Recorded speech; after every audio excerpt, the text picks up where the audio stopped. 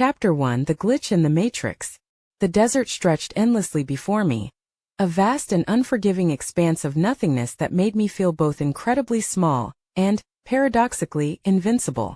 I was 18 years old, speeding along the California highway on my motorcycle, the wind whipping against my face. The rhythmic roar of the engine beneath me drowned out every other sound, and in those moments, I felt like I was transcending the ordinary. I wasn't just a teenager on a bicycle, I was part of something bigger, something untouchable. The sun hung low in the sky, casting a warm golden light across the desert sands. The light flickered through the haze of heat rising from the asphalt, giving everything a surreal quality. Time seemed to slow as I leaned into the bike, accelerating, the world blurring around me. There was a strange peace in that moment, the kind that makes you forget you are breakable. I was invincible, or so I thought. The impact came out of nowhere. A sharp corner came up on me, but it was too late. The sickening crunch of metal and bone reverberated through me as the bike bounced over my head behind me. In the split second before I was thrown into the air, my mind went blank, and then everything went dark. I flew 180 feet, I was later told. It felt like both an eternity and an instant, a suspension of reality. There was no pain, no fear, just a strange detached calm. The world tilted, twisted, and then nothing.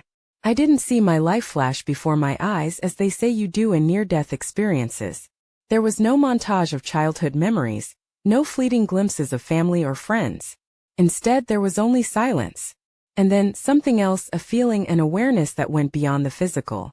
It was as if I had stepped outside the confines of my body, hovering in a space where time didn't exist, where the rules of reality no longer applied.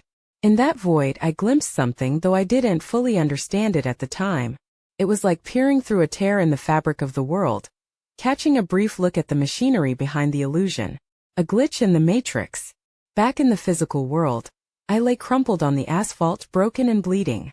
My eardrums had burst and cerebral fluid leaked from my ears, a sign of the severe brain trauma I had suffered.